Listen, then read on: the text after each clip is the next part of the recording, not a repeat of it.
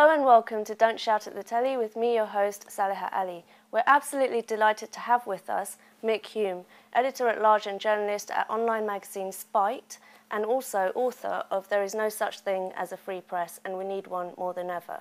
Mick will be talking to us today about press freedom and why his online magazine Spite will not be signing up to the Royal Charter in the aftermath of Leveson.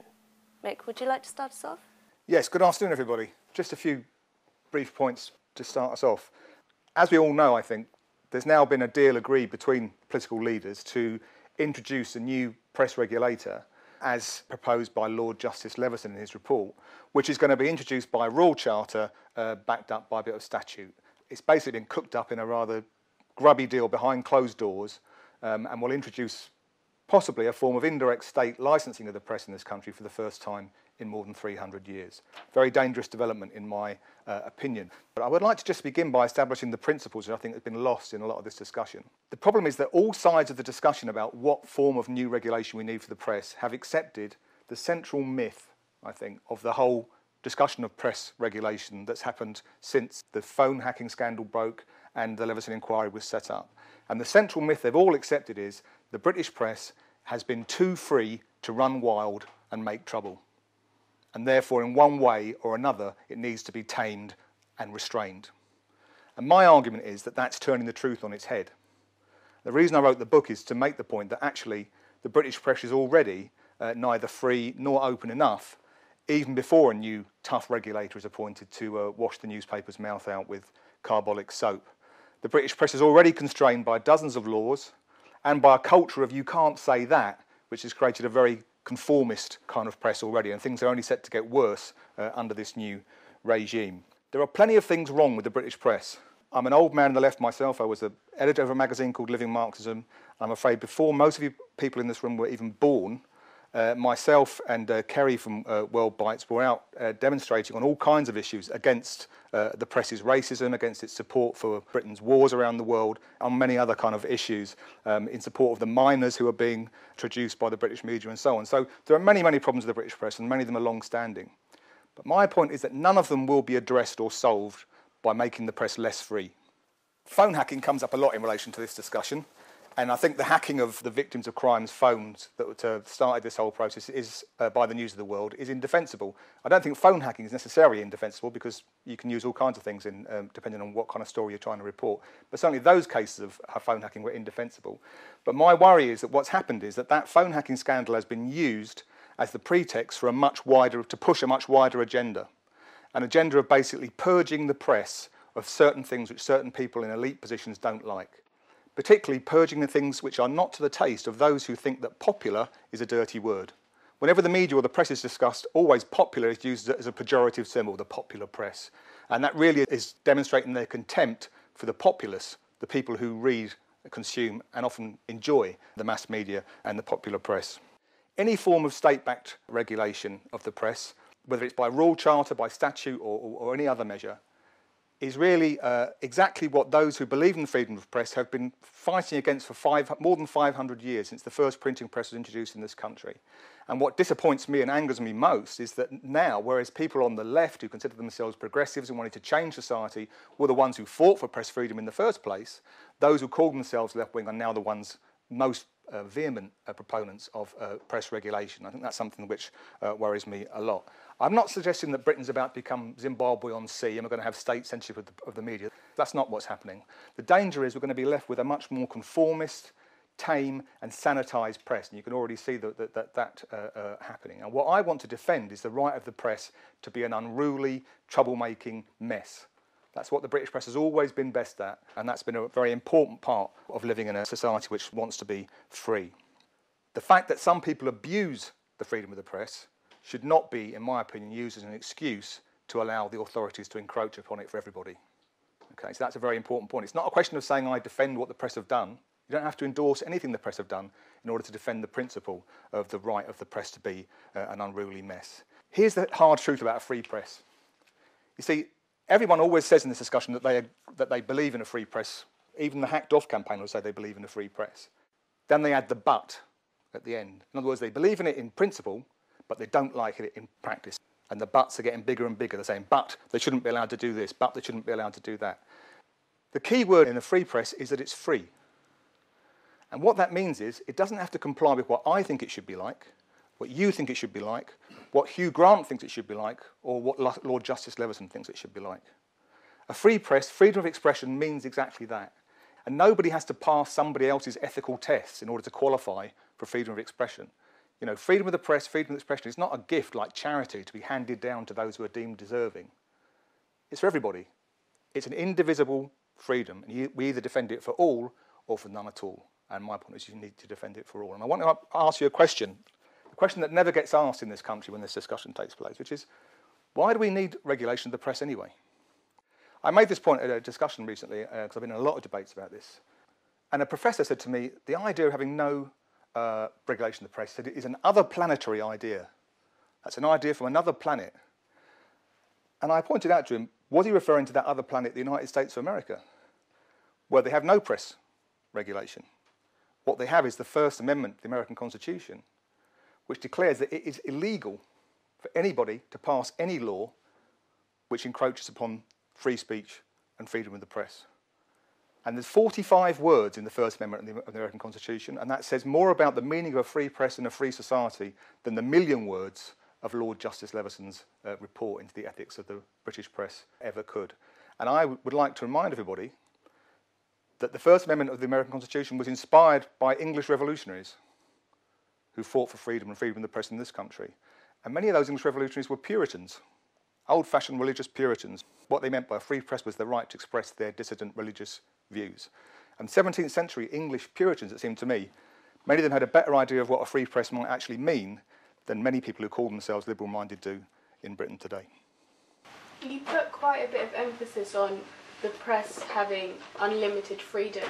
Do you think that the private/public divide is a factor to be considered in press freedom?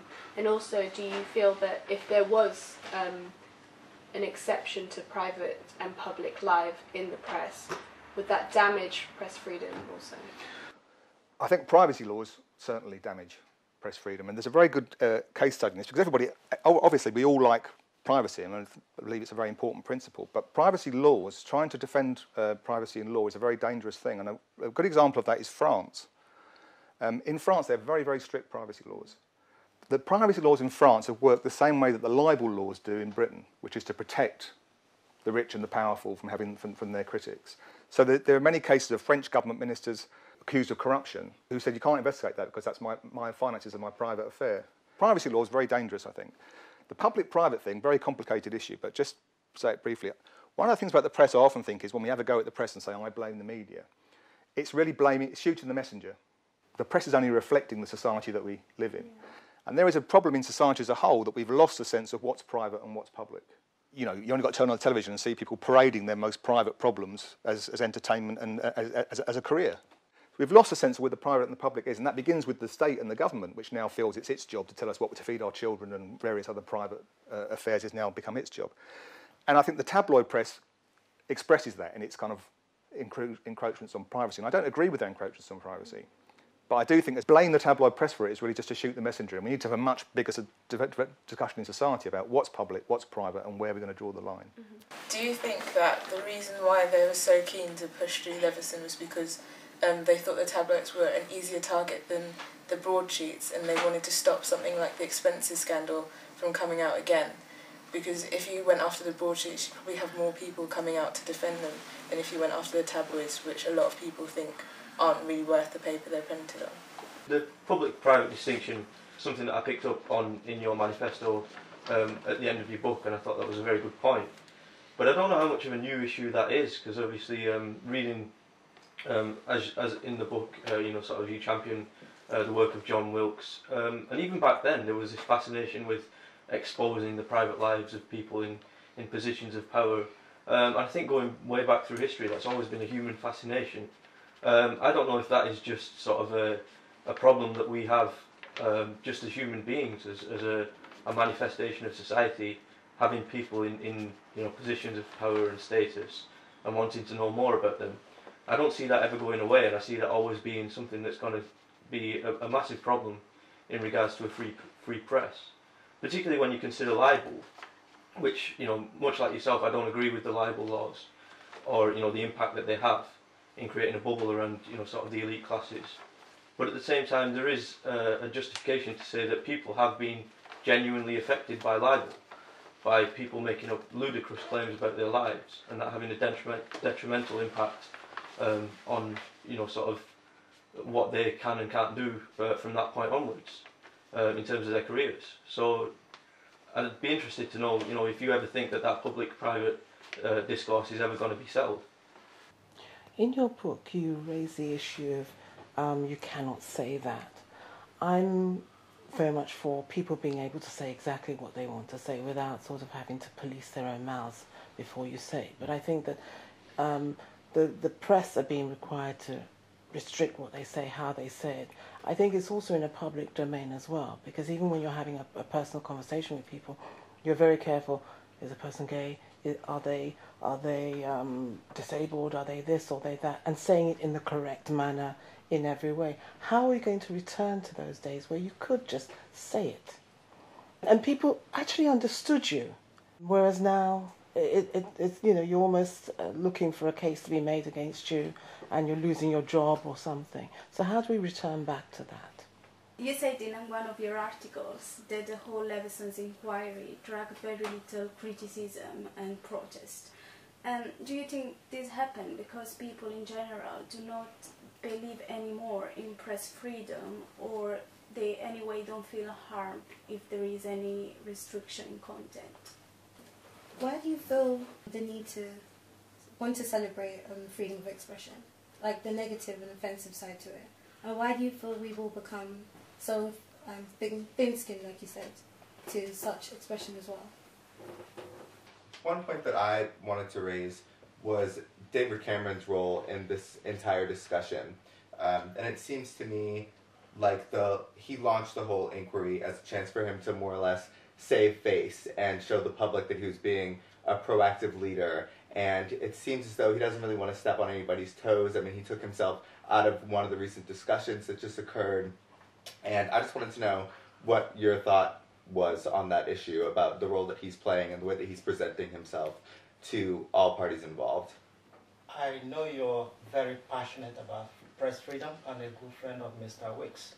And if Mr. Wicks were to be here today, what would be his reaction? There's a whole section on Wilkes in my book, which I won't try and go through, but he's an 18th century political MP, Lord Mayor of London, and a very early journalist and newspaper publisher. When John Wilkes's supporters were on their way to Parliament to be sent to the Tower of London for daring to publish the reports of what went on in Parliament, 50,000 Londoners rioted outside the House of Commons shouting Wilkes and liberty, and attempted to string up the Prime Minister, Lord North. So that was the kind of support that people like Wilkes had at that time. But Wilkes was an absolute scoundrel. He would never have passed any of these ethical tests of what journalists ought to be like. He was a pornographer. He was a complete rogue who produced newspapers to make money, horror, and to spread scurrilous gossip about people in high places. In fact, the newspaper which he got in most trouble for, a thing called the North Briton, which was very famous and became a cause célèbre because it was repressed by the government.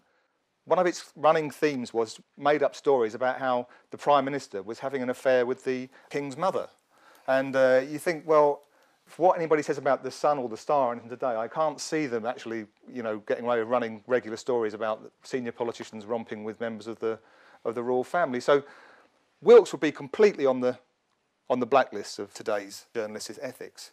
But for all of that, he is a very good example of what freedom of the press means in practice, because he fought for freedom of the press in order to say what he wanted to say. And what his career demonstrates is that freedom is a messy business, a very messy business. And you can't draw lines and say, you can say this, you can't say that, without doing away with the whole idea of freedom of the press and free expression. So I think he would be absolutely astonished at what's gone on now. The idea of reintroducing a royal charter, of giving the Privy Council and the Crown a role in regulating the press. That's what people went to the gallows to get rid of. So there's a lot of questions here. A couple of common things come up. One is, why is there such disdain for freedom of the press today? Why did so few people come out against the Leveson inquiry in the first place? Why? Which is the reason I wrote the book, actually, was because I was so astonished by the fact that no one spoke up for press freedom once the whole backlash started from the phone hacking scandal. But we put this in a bit of a broader historical context and understand that freedom of the press, the belief in freedom of expression, of which freedom of the press is only a practical demonstration. Freedom of expression is really the question we're talking about. A belief in that is founded on a belief in humanity. It's got to be founded on an idea that people have the capacity to read or hear everything and judge for themselves. Okay? That's the point that even those early Puritans made.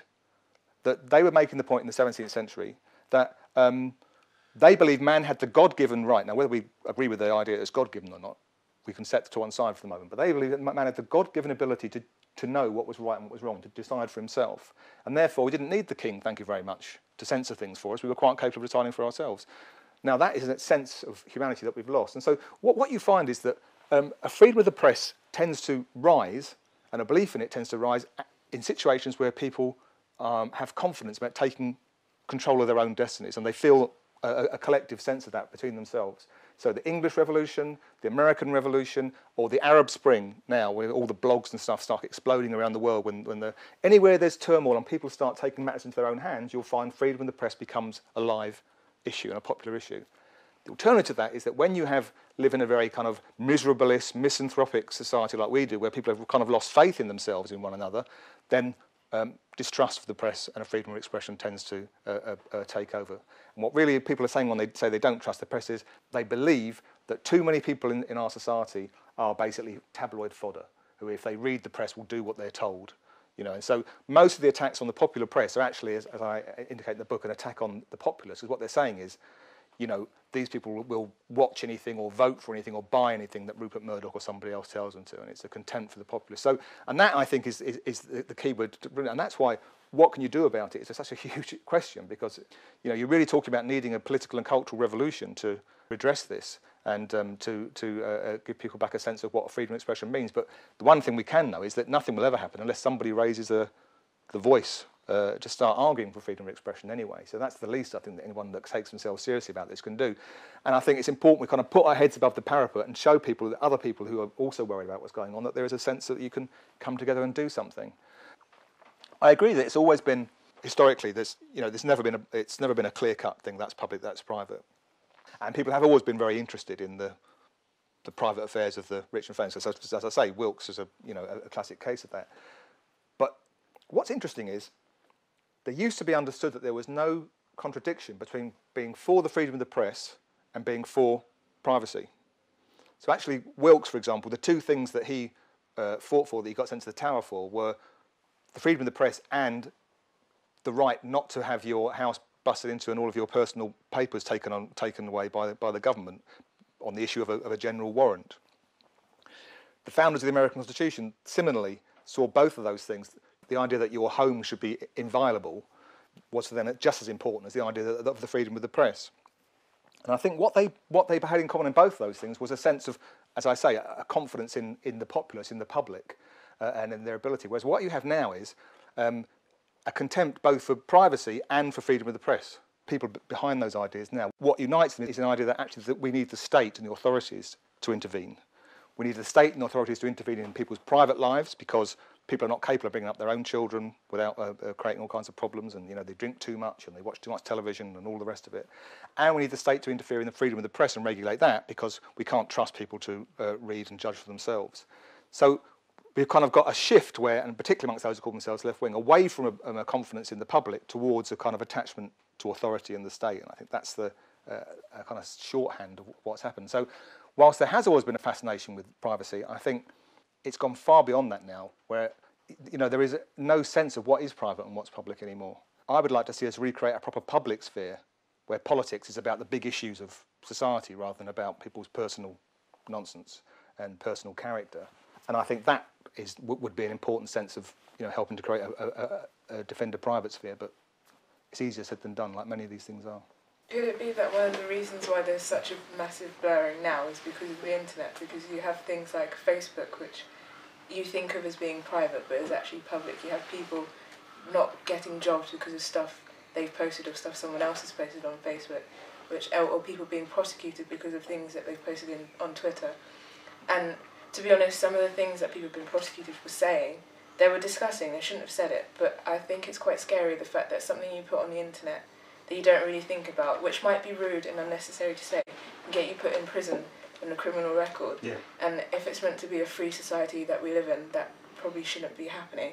Well, no, it's not probably that it shouldn't be happening, that shouldn't be happening. You should be able to say, I might not like what you say, but you should always be able to say what you want. Absolutely. This is very important, the internet thing. We could talk about that because, and I think Facebook and Twitter are the best examples in a way of what we're talking about in terms of the loss of a sense of the public and the private, and the fact that it's not just the tabloid press, but everybody's lost a sense of what is public and private because people go onto Facebook and Twitter and talk as if they're having a conversation in a pub with their mates, and are shocked to realise that they can be either sacked or arrested for what they've what they've said there. In fact, the police seem to spend most of their time now hanging out on Twitter rather than patrolling the streets, waiting for someone to report somebody for tweeting something which they object to. And Twitter, which the UK boss of said it's the free speech wing of the Free Speech Party, which we'd all like to think it might be, actually is turning into a very conformist kind of arena where there's a very clear delineation that you can't say certain things on there. I think that's a very good example of the dangers that we're under. How would you sort of address this problem where the press wouldn't be as free as you would like it to be? Yeah. Because of the Murdochs? All those people for the regulatory system seem to be using a lot of the opinion polls as a way to kind of backing up that the public are for this new system as well. But do you really think that the general public are even that engaged or even really understand what this new law could actually, the future could hold for the British press if this system was to be put into force? Because I don't really know that many people who are really that engaged. One of my concerns is that there's a lot of things that just go under the curve, in the sense that people are not connecting the dots. That if you sort of curtail the freedom of your press, you are actually losing your freedom as well. And that it just goes through the whole system. I was interested to find out that if you begin to curtail the freedom of the press, who is going to ask what my parents would say is a stupid question, the question that we're all holding inside of ourselves but are afraid to say because it sounds a bit silly. And it's like the king's clothes. The new clothes, who is going to say there's a naked person here or whatever? And that's a great fear for me, because it means that the truth isn't coming out when it should be coming out. Can I also just pick up on that point? When I first kind of heard about the Leveson inquiry and the fact that judges were going to be appointed to sort of assess what kind of press the whole public should have, I certainly was very worried, and I was wondering why so many people were just so willing to give up this integral aspect of freedom that people have been fighting for so long. And I was wondering, perhaps maybe it's the presentation of what the press has become. It's been a sort of amalgamation of tabloids focusing on, politicians' sex lives or celebrity scandals, and I was wondering maybe it's the distorted image of the press nowadays that have led people to become so apathetic towards it or not realise its true purpose. The hacking scandal is a great example of that, actually, because I feel like the way that the conclusion came to such an attack on the press was actually a big jump. It wasn't the most rational, I don't feel, in terms of there was this case where a lot of horrible things happen, I think we would all agree. But at the same time, why does that mean that, the entire press is held into question? And why does that mean all of a sudden everyone is, backing up this idea that the entire press needs to be censored, in a sense? Just to come back on that point first, I think it's very important. Exactly. I mean, the phone hacking scandal is a scandal about one newspaper, which was pretty immediately closed, employing one private detective to track the phone messages of various people, and suddenly that becomes the pretext for something much bigger. This is my point, that there's a much wider agenda being pursued, and the victims of phone hacking are being basically used as human shields. You put them out front to win the public sympathy, to get the emotional on side, but there's something much wider driving behind it, which is why the Leveson inquiry was not an inquiry into phone hacking. It was an inquiry into the culture and ethics of the British press. That's what it was set up to do. So Any media outlet is capable of getting carried away with itself. Okay, the News of the World got completely carried away with its ridiculous phone hacking campaign. Newsnight at the BBC, the highbrow media, got carried away with accusing a Tory politician of being a paedophile recently and got into all kinds of trouble. Any media outlet can get carried away, but you don't use that as I say, and because of that, we must therefore, purge the entire media. So it's been used as a pretext for people who want to sanitise the media, who have really been pushing a campaign of what I call ethical cleansing, which is basically saying this is good journalism, The Guardian, the BBC, this is very unethical journalism, i.e. The Sun, popular newspapers, and we need to create a kind of line in the sand. And there's a lot of hypocrisy involved in this. One of the most striking things is people have been able to assume the moral high ground in this discussion and say, we're here to defend the public. No one's neutral on this question. These people have all got self-centred, self-interested agendas.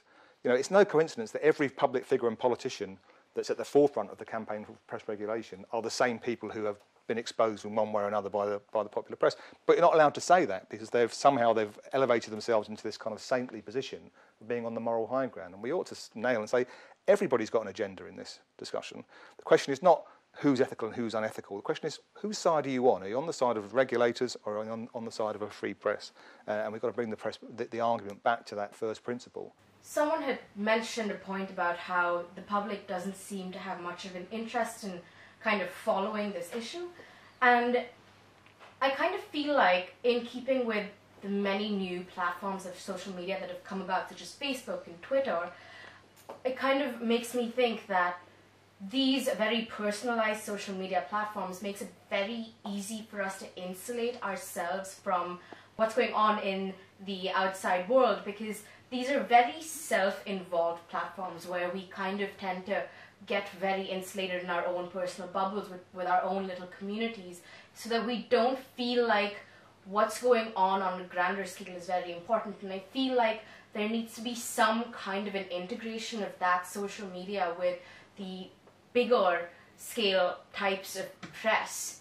So in a sense, I feel like there needs to be some kind of a revolution, culturally speaking, as you had said, in order for us to gain a new platform of equilibrium with the press and the public.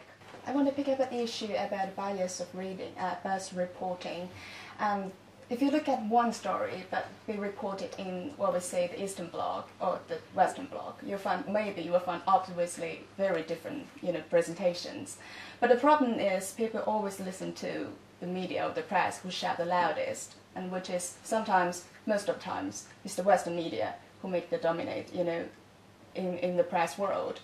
And the problem is, if we don't really have the opportunity to listen to the story from another side, that what we got is just a piece of distorting truth. And that's what we call, it's a very critical, problematic issues, The public now, it generally seems to have a feeling of distrust with the press. Don't you think that some sort of regulation would bring that trust back? I just want to pick up on what you said earlier. You talked about, actually I like the point you made, I think you called them the Puritans back in the day, when they were saying that people have to think for themselves, make their own opinions about how they feel about a specific subject. And somebody said earlier that, what can we say, or you can't say that. I still think that apart from the laws before or even the new regulations, I still think there's always been a problem with what you can say. Social media and all the stuff that someone has mentioned before, I think truth comes out of that a lot more than actually the tabloids or more than actually the broadcast media, because the Arab Spring, that's how we knew there was problems with the Arab Spring, because of social media. But I still believe that people would not be able to say what they want to say because you're always scared you're going to offend somebody in the interim, whether it's on newspaper or whether it's on social media. So I don't think the new regulations is going to make any difference anyway. You talk about this culture of conformism, right, and all the different things that have led to that culture of conformism in terms of hate speech laws and various other things. But also I want to look at how much the press and what they have done has led to that culture of conformism as well, actually, because even, for example, The Spectator has come out and said, no, we're not going to sign up to this, we think it's completely wrong. Even they have sort of said, we think that we should be allowed to self-regulate. And I'm not even sure that I like the idea of the PCC and the self-regulation idea, actually, because A, it formalises the idea of, that there is something that is press and something that is not press. There's no voice, even amongst the print press, for press freedom. So then they end up with something like Leveson and they're shouting and crying about it. I think, well, they helped to sort of bring that about, actually. I think there's a key question that comes up in a lot of these very, very good points and questions that have been asked, which is the question of who decides. And we hear a lot of discussion about the public interest and who should decide what's in the public interest. Lord Justice Leveson, the PCC, the courts. The one group of people that are never allowed to decide what's in the public interest is the public. See, for me, I think that the whole concept of the public interest has always been something which is defined as being above the public. It's up here, and it's decided by politicians or lawyers or judges, and they will decide what is in the interest of the public to hear. My point is, if there is a public interest, it lies in the maximum freedom of expression, and then you let the public decide, right? You take responsibility for what you write, and you let the public decide what they think of it. And I think even the press themselves have lost sight of that. The public's role in this whole thing is very interesting. A lot of people have mentioned that about, you know, are people interested or aren't they? And, you know, Hackdoff like to refer to the opinion polls that show majority of people supports press regulation. They don't like to talk so much about the fact that those same polls also show the majority of people haven't really taken very little interest in this whole discussion. And it was very striking when Sky News, I was talking to somebody from Sky News, told me that when they ran the live coverage of the Leveson inquiry, they had more complaints about that from their viewers than anything they've ever done. People saying, you know, get this hamster's tea party off my TV screen, you know, why do you keep showing this stuff? We're not interested in it. Now, there are all kinds of factors involved in that. Partly, I think, we do live in a very self-centred kind of culture, and that's reflected in the media itself. But I think also there's been a very clear exclusion of the public from any serious discussion of these questions. They've never been put to the public at all. Just the fact that Lord Justice Leveson's report, for example, is 2,000 pages and 1 million words of legalese, clearly is an elite discussion about what kind of regulation that they want in the press. One of the most striking moments I thought in the Leveson inquiry was Ian Hislop, the editor of Private Eye. I'm not his greatest fan, normally speaking, but I thought he was very good at the Leveson inquiry. He made the point that he thought the press should be regulated by criminal law, and after that by their readers, by the public. And then he said, and I hope that Lord Justice Leveson will invite along some News of the World readers to the inquiry to tell everybody here why they bought that newspaper in such large numbers and why they enjoyed it. And I can remember the kind of wave of horror that went through the legal and political elite gathered there, the very idea that News of the World readers should be invited into the Royal Courts of Justice to express their opinions about that newspaper. The idea of the public being involved in a public inquiry was something that you couldn't possibly entertain. And it's been like that from start to finish. And I think that's why it ends up with them cooking up a deal behind closed doors this week. It's an entirely closed circle. So I'm not suggesting for a moment that there's a silent majority out there who are really in favour of an entirely free press and agree with me. Wouldn't pretend that for a moment. I know it's a minority position. But I do think we've got to do much more to get a public discussion about this, because it's the public's freedoms that are at stake here, not just the freedom of Rupert Murdoch or the press barons. It's the public's freedom to, you know, read, hear and listen to what they want to and decide for themselves. And it's also the public's freedom to publish on the web, because the website that I write for, Spiked, is going to be, it's not just the Murdoch newspapers. Spiked is going to be caught up in this new regulatory system as well, and can be subjected to exemplary damages if we refuse to kind of go along with the new order. If I could just cut in there, I think when I first read your book, I was very sceptical about this whole idea of it being an elitist argument against the popular masses, just because that's the way that I think. I don't ever think that things are structured in that way. But what really sort of consolidated that view to me was to look at the legislation that is coming into place now, and particularly the fact that with this new regulation that's coming into place, you actually, if you have the money, if you have the means, you can actually buy your way out of it. So it's to say that everybody has to sign up to it as sort of like compulsory, but if you have the money to be able to pay the government, you can actually waive that right, and you can publish your own stories and your own viewpoints, and then that really does make it a sort of like a class divide, to say that, okay, because you've got enough money, you've got enough status, you've got enough power, you can buy your right to free speech, but anybody else, you're going to have to toe the party line. I think that's a really, really distressing state of affairs. What I would like to see is a combination of a culture of genuine tolerance and genuine judgmentalism. Real tolerance, true tolerance, and genuine judgmentalism. What I mean by that is, what tolerance now means is, because we live in a tolerant society, you can't say that. Classic case recently was the court backing up Boris Johnson's decision to ban from the buses those Christian adverts about curing homosexuality. Okay? And what Boris Johnson said when he banned them was, we live in a society, we will not tolerate intolerance. So this is what you live in now. We live in a world of where intolerance is visited upon us in the name of tolerance. Right? Now, what genuine tolerance means is the opposite of that. It means that people should be able to say what they think, and you have to put up with the fact that other people are not going to agree with you and are going to say something which may offend you. However, that doesn't mean that you have to sit there and say, I completely accept your opinion, you have every right to say that, and sit there meekly taking it. Because genuine judgmentalism also means you've got the right to say that, and then I've got the right to tell you that you're talking absolute rubbish and take apart everything that you've just said. And both of those things are what we need. Because actually, far from wanting a neutral media, what we need is a public debate, which is where there's far more of a genuine clash of opinions and ideas. That's where we're going to get at the truth. You know, it's perfectly possible to say, I defend your right to be offensive, but you shouldn't be saying that. There's no point to it. I use in the book the example of the Danish newspapers' cartoons of Muhammad that caused such enormous... And there were a lot of people who said, these are fantastic, you know, blow for freedom of expression. They weren't. They're just childishness. It's just a childish kind of... You know, it just caused a lot of upset without contributing anything to a discussion. So it's perfectly legitimate to say you've got the right to publish that and you shouldn't be banned from doing it, but I think you're stupid for doing so. But one thing that I did see in the news was a guy that actually won a ruling in court for not paying his TV licence for the past 24 months or something like that. The BBC took him to court over not paying his TV licence, and he hadn't paid it on the grounds that the BBC had created a documentary on the 9/11 atrocity, and he didn't agree at all with what was said in the documentary. It didn't hold up to factual evidence, in his opinion. Now, whether you agree with him or not, I think that's quite a brave stand to take, and he actually won the ruling on the basis that the BBC had signed up to the Royal Charter, said that they're going to be looking at things sort of from an evidence perspective and report the truth, just as this new regulatory body will make everybody do. And I think that's what it's going to take. It's going to take some real activism from people to say, I stand up for this, and I don't see this being represented in the press.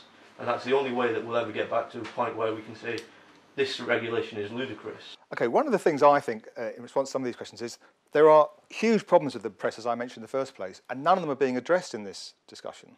We've talked about, you know, the distance between the press and the public and how people don't trust the press these days in this country, and that's certainly true.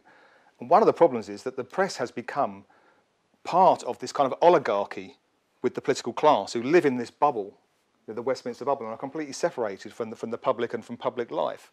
And so it's no wonder there's such mistrust, kind of lack of attachment between the two. Here's the contradiction. The press sell fewer newspapers than they have done in any time in modern history, and have less authority and less public support in a way, and yet they have more influence, apparently, in the political world than they've had before. How could that be the case? And I think it's really because of the weakness of politics, and politics become such a managerial affair when no one actually believes in anything. The party leaders are all interchangeable. You know, you could swap them around and no one would really notice. And so the press is almost by default exercising this influence. One of the problems with that is that the press now takes itself so seriously, particularly the serious press, and thinks it's so important that you have this real sense of narcissism, obsessed with themselves, writing about the feelings of journalists, particularly war journalists. They don't want to just report what's going on, but want to tell us how they feel about everything all the time. You know, that's really a way of telling us how we should feel about something. It's a very kind of directional kind of form of emotional correctness, we might call it.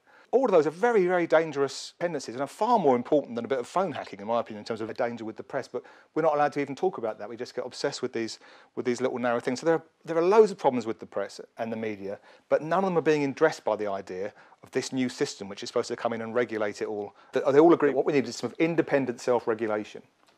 Okay, independent self-regulation. If you're 11 years old, you would know that is an oxymoron. It's completely self-contradictory. You cannot have an independent self-regulation. If regulation of the press is separate from the press, it's not self-regulation. It's an outside policeman. And of course they'll all pretend that they're neutral and objective, but the point is nobody's neutral. Unless these are angels that are being conjured down from the heavens, you know, they've all got their own agendas in relation to the freedom of the press, and I can guarantee you it will be stacked with members of what we call the great and the good, who are no lovers of dirty investigative journalism. Objectivity is another question that's been raised in relation to this. You know, that's different from neutrality. Objectivity is just trying to report the facts as they exist. Now, that's very difficult, because we've all got opinions and feelings about things. But it has always been accepted that objectivity is at least a goal worth fighting for as a journalist. And what worries me now is I go and talk to journalism students, and they say, and they get this from their professors, objectivity is impossible, and it's not something we should even worry about fighting for anymore. We've just got to tell it how we feel about it. You know, you think, well, I know objectivity is difficult, but if we're going to say it's impossible and we shouldn't even try to achieve it, we shouldn't even try to get the facts straight, we might as well give up calling ourselves journalists, call ourselves poets or playwrights or something, because that's what we're sinking into. So these are the kind of problems I think we should be talking about in relation to the media, instead of which we are obsessed with this idea of, you know, of phone hacking and privacy invasion and the need for more regulation and more rules about what can and can't be said. So I say something about the Murdoch business, because I admit that I have written many articles and taken what they call the Murdoch shilling by writing for the Times, the Sunday Times, even the Sun I've had a chance to write for recently about ever since I did the book, because obviously they're quite keen on my ideas about a free press. There's this obsession with the Murdoch empire and with monopoly control of the press. Now, monopoly control of the market is a big problem, don't get me wrong, it is. But now we have the opportunity to actually get round that completely, because we have the web. And there's a chance with the web to create something very different in terms of alternative media. It still needs the ideas. The web won't do it for you, but we have a chance. Like, now I work for an online magazine called Spike, and that has a huge readership around the world. You know, you can talk to the world via the internet. So we have the opportunity to create an alternative media. And if people would stop being so obsessed with Rupert Murdoch or asking Lord Justice Leveson to put the world to rights, and instead devoted those energies to kind of raising the resources and winning support for actually doing something in terms of an alternative media, who knows where we might get to. I think that people need to get to a place where they start asking why everyone's deciding what they should read or listen to or say, and say that no, I am an adult, I can say this for myself, or I can decide for myself. You don't have to protect me from someone saying something stupid. If I think it's stupid, I think it's stupid, and I'll tell them, and I can do that because I'm a person and I have a brain and I'm strong enough to do that. Yeah, I do agree with you. I think we have to protect our right, because at the end the right to be informed about anything is ours, and we fought in the past so much to gain it, and now we are just watching the government deciding whatever they want. And we should, as you say, try to create a public debate, try to engage people, common people, audience, because at the end they are the victims. So we should really trigger some sort of conversation that will involve everybody, and I think internet is a great tool. I do agree with you when it comes to press freedom. The only thing is that, like you said earlier, I think journalists need to be accountable for what they say in the media, because if we are not going to express or speak on behalf of the public what the truth is out there, then how are we going to be able, where are we going to stand? Who is going to believe us? Who's going to think of us as actually being a voice for them? I disagree with the fact that regulation is going to change anything, because I think it's kind of biased to actually have all these big players up there that will be able to pay fines if they can say whatever they want to say. I don't think it's going to make any difference, because we're just going back. We're not solving any problems. One thing we have to accept in relation to that is that, you know, the Leveson inquiry didn't start these problems. What it really was an embodiment of a culture that already existed. I mean, the press is already so tame and conformist compared to what it was in the past. You might say, well, that means we get less, you know, nasty stories in it. Fine. But it also means that everything is being much more dumbed down. For example, I was at a conference recently where the investigations editor of a tabloid newspaper made the point that even before this regulation starts, he's living in an ice age for investigative journalism, where he can't publish any stories, because there's already a law that exists, the Bribery Act of 2010, which means you can't pay whistleblowers, so they can't get stories into the paper anymore. That's already happening. In the end, first of all, it's our responsibility to question everything. Don't believe anything anybody tells you. Question everything. But whether we like it or not, in the end, there's only one thing guaranteed to be worse than a free press, and that's an unfree press. As my old friend Karl Marx said in defence of the free press against the Prussian censors in the middle of the 19th century, you cannot grasp the rose without its thorn. In other words, you can't say, oh, freedom for this kind of press but not for that. It's an indivisible right. We defend it for all, or we give it up. Well, I'm afraid that's all we have time for. I'd like to say a big thank you to Mick and everyone else for a very, very interesting discussion. If you'd like to get involved in Don't Shout the Telly, email us.